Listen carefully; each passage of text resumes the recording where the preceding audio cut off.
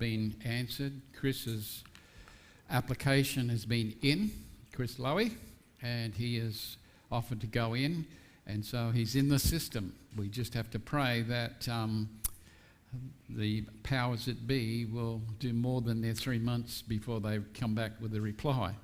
There's a lot of processes to go through, but Chris has responded and said, yes, I'd like to help. So he's filled in his application, and that is an answer to prayer. Now, after having dealt with the book of Zechariah, I thought, what am I going to speak on now? And it kept coming back to me over the weeks and months, actually. Do I have an attitude problem? Do you have an attitude problem? Now, before you answer, be careful. Do you have an attitude problem? Do you have an attitude that needs adjustment? Do you feel that you're entitled? Do you feel that things should be different for you? Do you feel that you don't get the same opportunities as everybody else? Do you feel that if I just had a bit more money, I could do this and this and this? If I had a better job? Do you feel you're entitled to have a wife, to have a family, to have a car? Do you feel entitled that these things are your rights? Now, of course, you'd say, oh, Pastor, no, I don't. I just don't feel that. Well, you know what? We're not being honest, because I hear this every day. I hear people saying, I just don't get the opportunities. I don't have the same resources as everybody else. Why should everybody else be happy and I'm sad? Why should I have all the bad news and people here who do the wrong thing get all the good things? You see, we got an attitude problem. We really have. You and I have been gifted with this wonderful gift called life. And you know what? We live it once. We're only here for a short time, maybe 60, 70, if we get to that age. But it's a gift. Every day we're given is a gift. It's a journey where we progress and we experience some highs, some lows, some successes, some failures. And you know, in between the success and failures, there's a lot that goes in between. It boils down to our attitude and how we respond in these different situations in our journey. Sometimes we need to stop and adjust our attitudes for a better outlook and outcome. Some symptoms that remind us we need to check our attitude can be as follows. You become irritated with everybody and everything. You get hot and bothered over everything. For example, your partner forgets to put the cap back on the toothpaste, and this irritates you no matter how many times you tell that person to do it. Or you become jealous of other people and what they have. This makes you bitter and resentful. But the truth is, there's nothing stopping you from succeeding except for you. Life is not a competition. That's reserved for contests and events. And you know what? There'll always be somebody better than you. Always.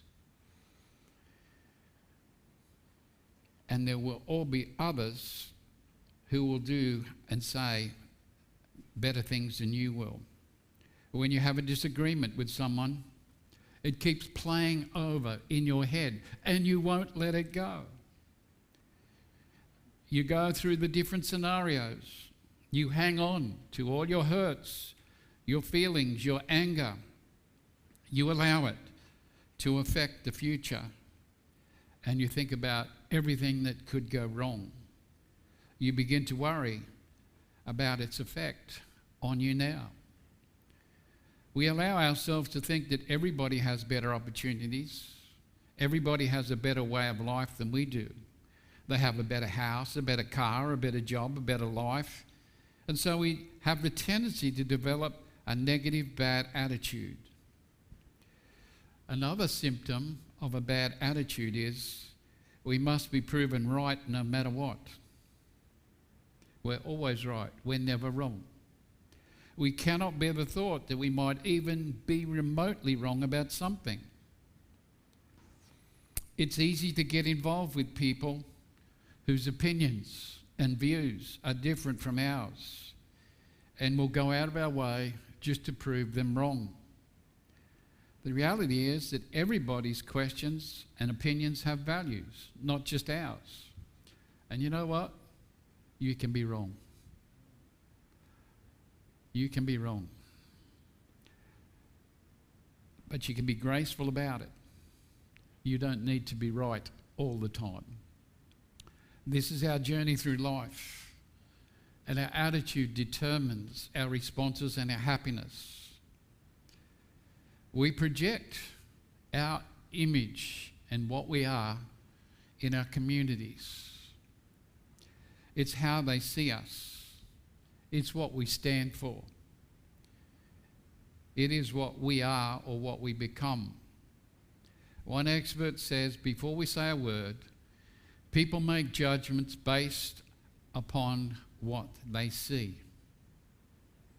And I guess we're all guilty of that. You look at a person, do you make a judgment straight away on that person? Ooh, I don't like that person. Don't like the look of them. Don't like how they dress. Don't like the way they act. And we haven't met them. But you know what? We've made a judgment based upon what we see. And everybody else does exactly the same. But it's worth the time for us to examine our attitudes and the way we present ourselves to others. Everyone has opinions about what they prefer and what they dislike. These opinions or attitudes are a core component that determines how we interact with people and how we approach the world in which we live. Some people have a naturally positive attitude. Others might be more negative or neutral. But your attitude about different things and life in general does affect how you move through the world. Now, as a Christian, what should my attitude be like? Do I need to have an adjustment? And that's what I want to deal with this morning. Because your attitude determines your direction, the way that you go through life. It comes from inside. It comes from who you are as a person. It affects your disposition. It affects your outlook. It's your character, the real person inside you. And that's what people see. That's what comes out when we talk about our attitudes. But maybe you can help me out. Give me a definition of an attitude. What do we mean by attitude? We've all got one.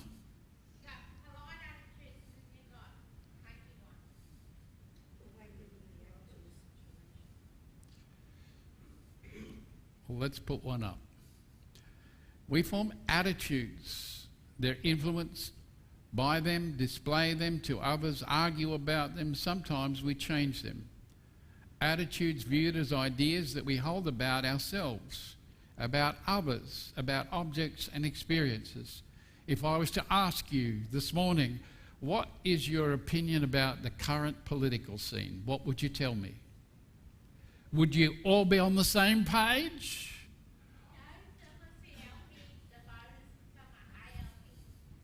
We would all have our different opinions. And there are some people that would just, if you mentioned a certain party, they would spit at you. Because they would say, you know, that party's on the nose. Don't talk to me about them. You see, there's a very different attitude problem. Attitude is a valuation a person makes about an object, person, group, or event. It refers to a judgment being made either positively, negative, or neutral about some specific aspect of our lives and the world in which we live. The judgment must be relatively consistent and lasting for it to be called an attitude. It's not just a momentary thing. This is a consistent attitude that is shown towards life and living. Now, what are some signs that you have a bad attitude? Now, let's say we know we all have attitudes. We have experienced them. What are the signs, though, that you're having a bad attitude day? Bad temper?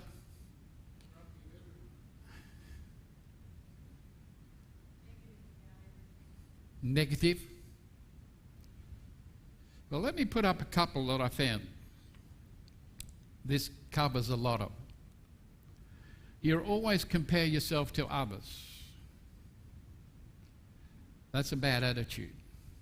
Because, as I've said, there's always someone better than you. You have everyone irritates you.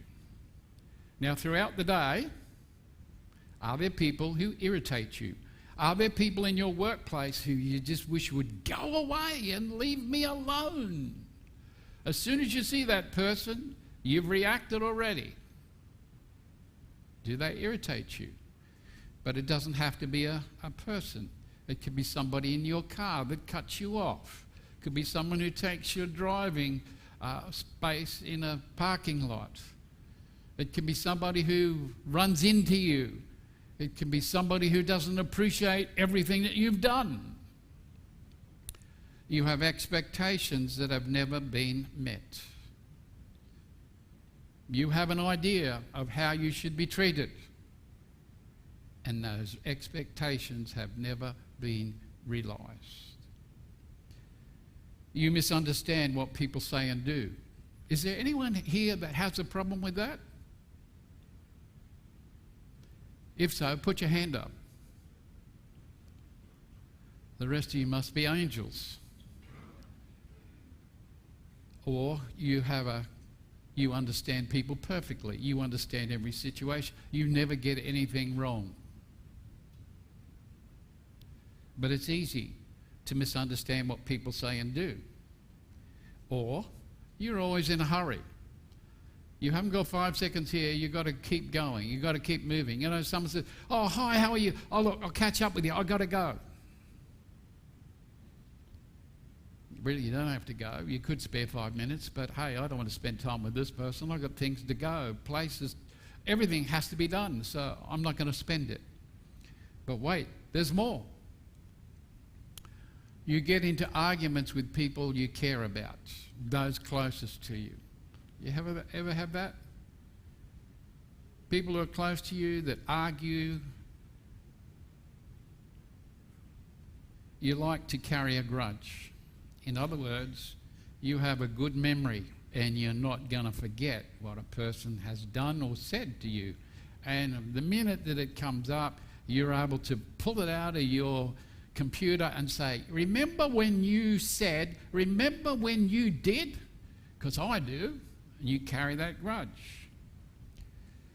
You might be a person who expects bad things to happen all the time. Nothing good ever happens to me. So this day, it's always going to be, I'm going to expect something bad. You see yourself as unlikable. Nobody likes me, everybody hates me. If you go to the words that I'm going out to eat worms. Everybody hates me. Nobody likes me. Or circumstances and people leave you disappointed. They're signs of bad attitudes. So basically, our attitude in life directs where we're headed in life and our journey through life. The next thing that I want to bring out is Your attitude determines your relationships. Your attitude determines your relationships. It determines the success and failure of every relationship in your life, be it personal, be it professional, be it in the sporting, whatever. Your attitude will determine whether you can maintain relationships. Your attitude does make a difference. Sometimes relationships will never get started in the first place because many times your attitude, you've built up walls around yourself and you make it difficult for people to get close to you. And we've done that. There are people who just, hey, I've been hurt in the past by letting people get close to me. I've trusted people and they've let me down. So I put up my walls around people and I say, you can get this close and no further. And so there is no relationship. None at all. Bad attitudes affect our marriage relationships, relationships with our children, relationships at work, even relationships at church, and even friends. So our attitude is important. And it's interesting, the formation of attitude. Where do I get my attitude from?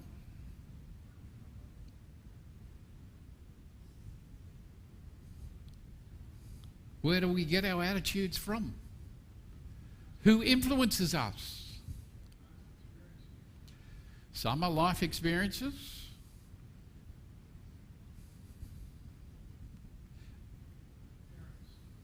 Parents definitely present some of our attitudes because they mimic us and they develop the same opinions. They see these things the same way as we do, and they start telling people the same things that they've heard us say. But the formation of attitudes is something that's very real. We get it from teachers, from coaches, from past experiences, from our parents. We might be prejudiced towards different things and different people, from our friends and peers, but also from the media. And the biggest one of that is social media. What do my friends think about me? What are my friends saying about me? And that will form part of our attitudes in our journey through life. So there's varying areas where we're influenced in our attitudes. Charles Swindoll wrote in his book, he says, the longer I live, the more I realise the impact of attitude on life. Attitude to me is more important than facts. It's more important than the past, than education, than money, than circumstances, than failures, than successes, than what other people think or say or do. It's more important than appearance, giftedness, or skill. It will make or break a company, a church, a home. The remarkable thing is we have a choice every day regarding the attitude we'll embrace for that day. We cannot change our past. We cannot change the fact that people will act in a certain way. We cannot change the inevitable. The only thing we can do is play on the one string we have, and that is our attitude. I'm convinced that life is 10% what happens to me and 90% how I react to it. And so it is with you. We are in charge of our attitudes. That's quite a statement. And we might not like it because it's touching on who we are. My third point is attitude is a choice. Think about that for a minute. My attitude is my choice.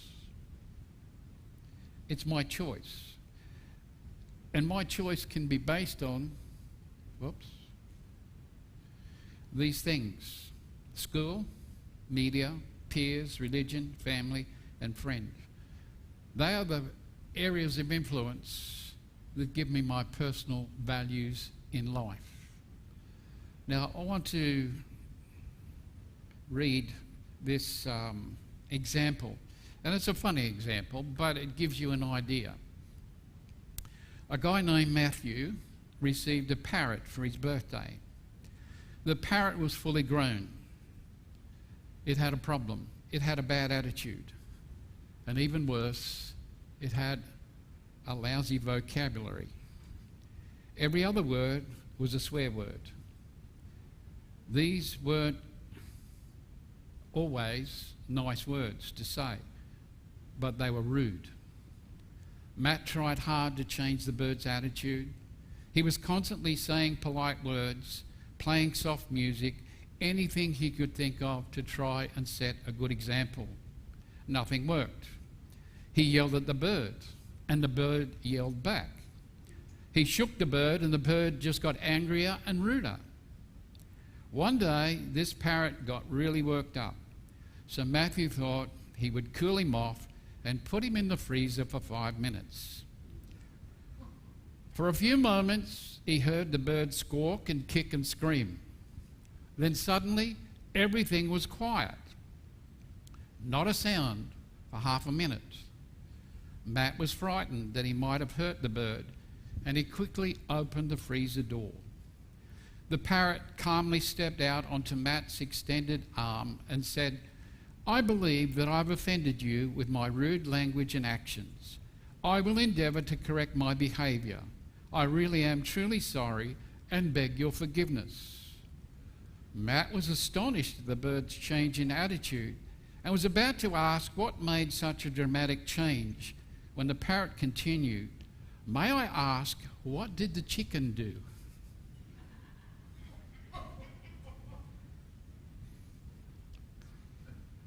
If you didn't get that, I'll explain it to you later. Attitudes. They're important. They're choices that we make. And it's based on beliefs. The beliefs that we have, and you can see on here, our beliefs are our convictions, our values, the sum of those beliefs being, why should I be honest? Our attitudes, the sum of values and beliefs, and that then extends to our actions and our conduct. So it all has, if you like, they're interconnected. What we believe, what our values are, gives us our attitude and the way in which we will act. And if I narrow that down further, an attitude is a way of thinking or feeling with regards to someone or something. A belief is an idea that is accepted as true without any facts. Values a person's own set of principles which they consider to be of great importance. So they're all related, but it's a cycle. And that cycle often is this way. Up the top, we've got my attitude. My attitude affects how I'm going to behave. My behaviour affects your attitude. Your attitude affects your behaviour to me, which in effect is going to affect my attitude once again. So we see the cycle of events with my attitude. If I'm having a lousy day, is that going to affect you? Yeah. Because if I'm not happy, you're not happy. You're not. And if you're not happy, and I'm not happy, we find ourselves in a cycle until someone is happy and changes the attitude. So the cycle can go round and round, influenced by our attitudes. You get out of bed in the morning and you say good morning. I found it rather interesting when I do my walks in the morning. You see people walking or riding, even with their dogs, and you say good morning, and you get, what's good about it? And you think it's only early yet, the sun hasn't come up. And yet they've got a problem. And all you're doing is trying to be nice. They don't want to be nice. But it affects their attitude. I'd like to think that, well, because I was nice and said good morning to them, they'll go home and think about it and they'll be nice to somebody else. But our attitude, I'm not saying anybody else's, our attitude determines how we respond and react to circumstances, people, and places. It's important. Your attitude is always your choice. Right thinking produces right actions. Our actions are the fruit of what's inside us. Without a doubt, the human mind is an awesome creation of God. And with it, God has given us the ability to think, to reason, and to choose whether we focus on positive thoughts or negative thoughts. In every one of our lives, there's a positive and negative choice. And that's the choice that we must make. Which one are we going to feed? Which one are we going to nurture? I find it interesting and also tragic that one thing that no person or circumstance can ever take away from us is the power to choose our attitude. In other words, how we are going to respond. And yet our attitude is the very first thing that we give away when we encounter someone we don't like or a circumstances we're not happy with. Our attitude is the first thing that falls away. Yet we've got the power to make a choice with our attitude concerning how I am going to choose to respond to this circumstance, to this person. And it's interesting what happens when we do change our attitude. Now, there's some people that we come across and we find, oh, that person is just a serial pest. They won't leave me alone. And you think, oh, I want nothing to do. And as soon as you see that person, what is going on up here?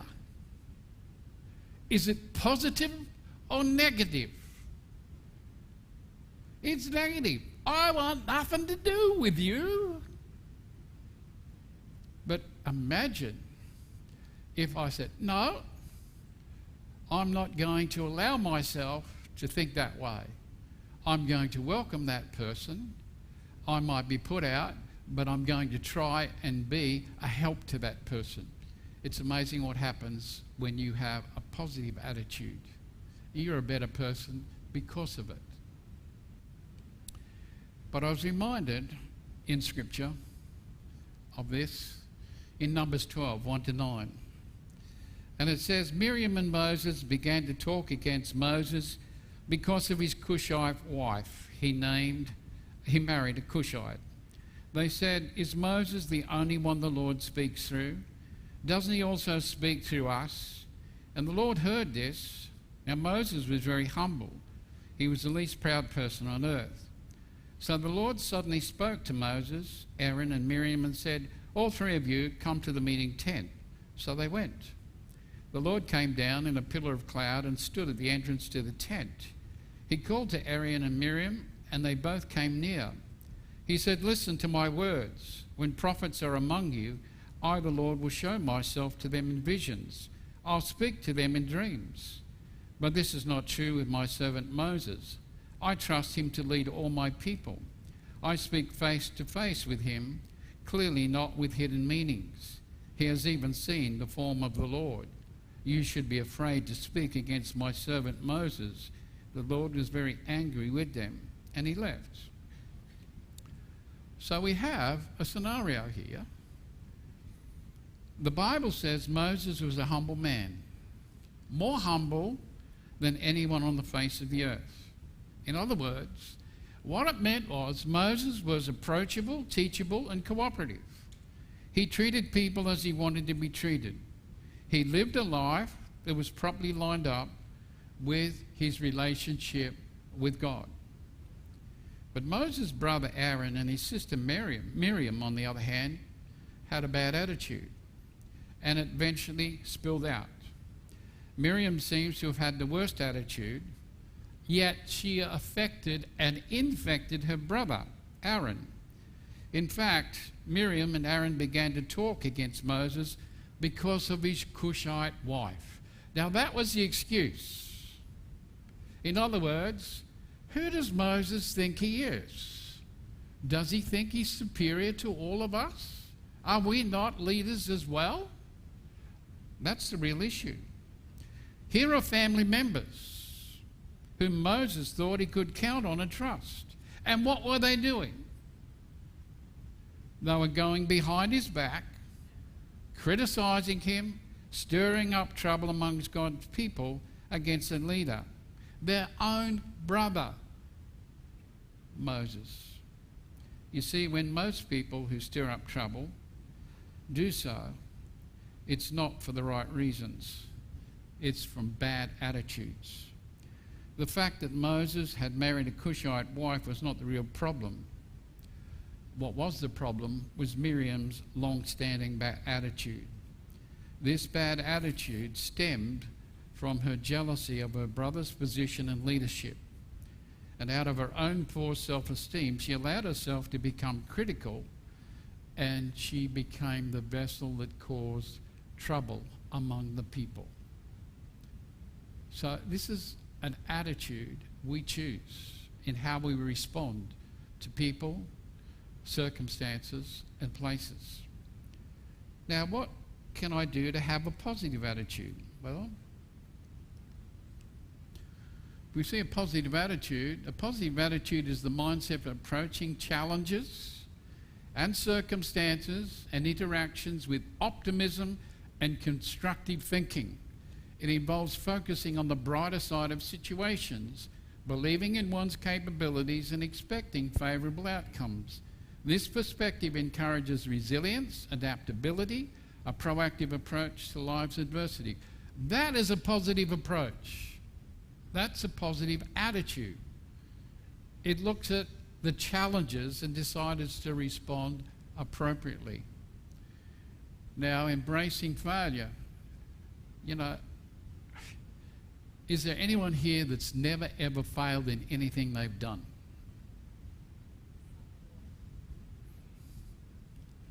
We've all experienced failure. How do we respond to failure? Do we have a pity party and feel sorry that we failed, that we're useless?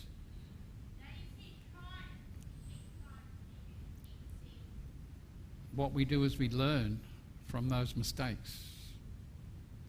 That's what part of life is, learning from those mistakes, to be better in our attitude, to be better in the way that we do things.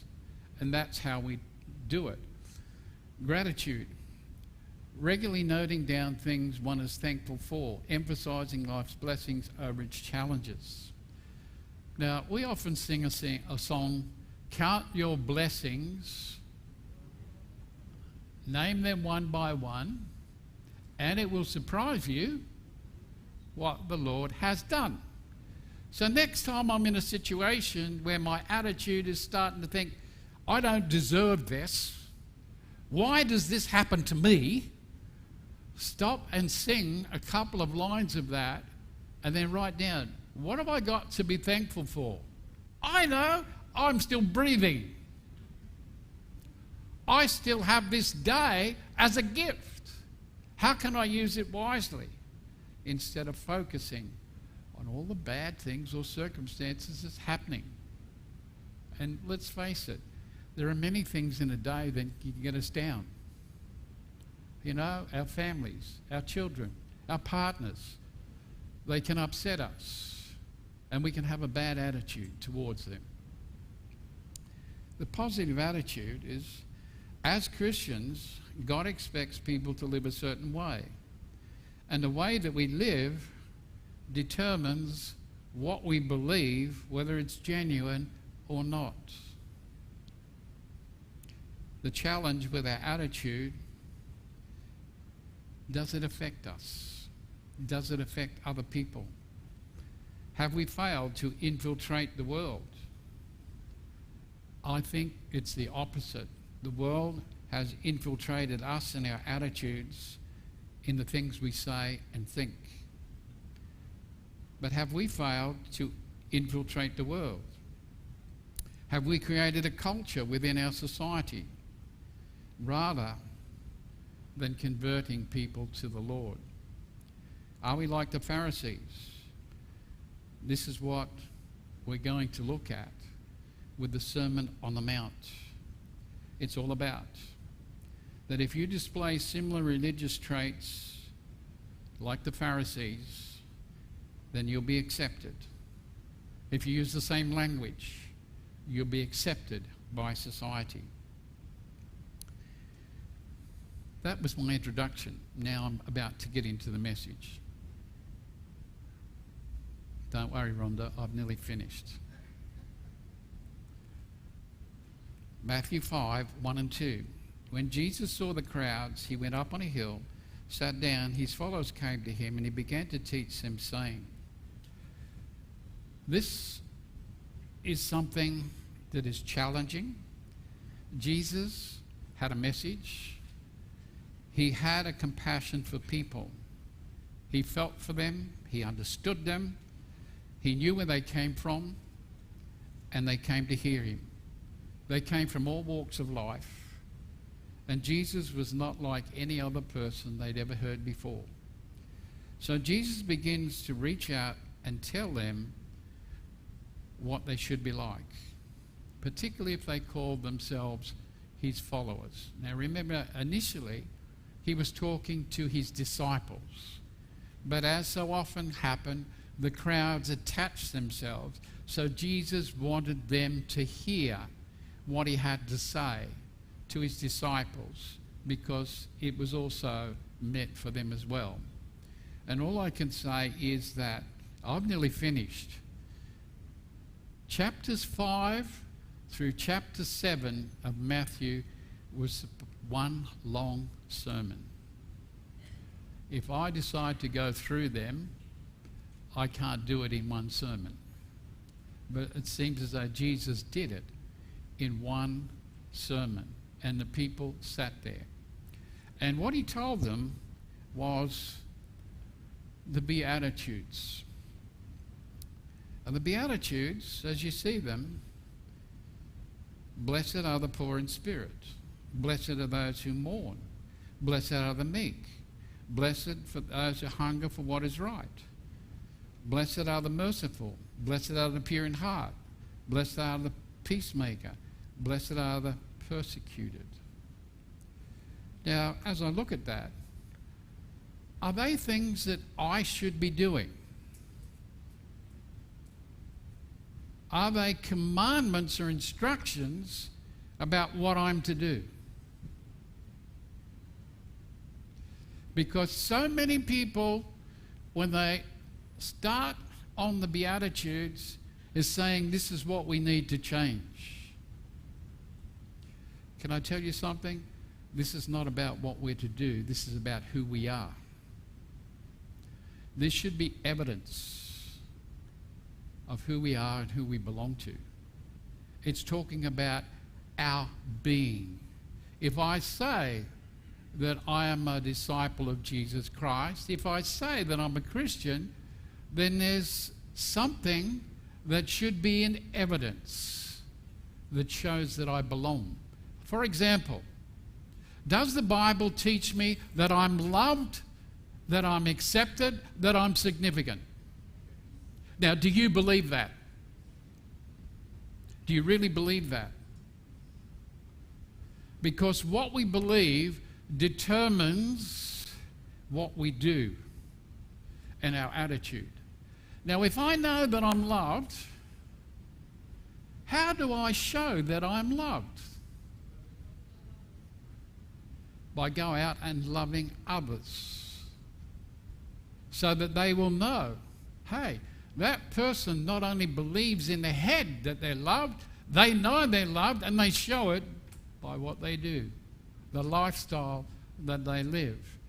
And these Beatitudes reveal to us our attitude towards God and to others. It shows us the character that's within us.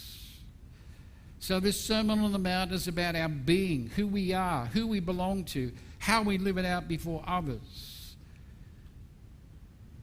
And over the next few months, I'll be dealing with the Sermon on the Mount. It challenges us because, you know, we live our life in light of his coming back. What's he going to find? What is the world looking at? And what's it searching for? You know, these people came to Jesus and they got a message that turned their world upside down. For example, just a touch, do you want to be happy? Do you want to be happy? Okay. Define happiness.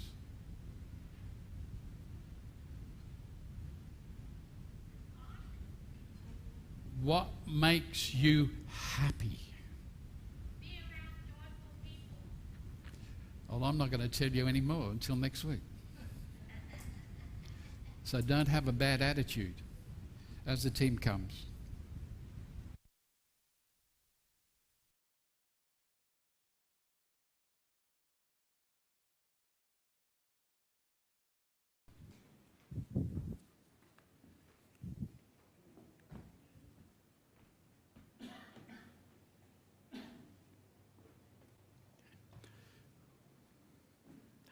Let's all stand together and sing The Power of Your Love.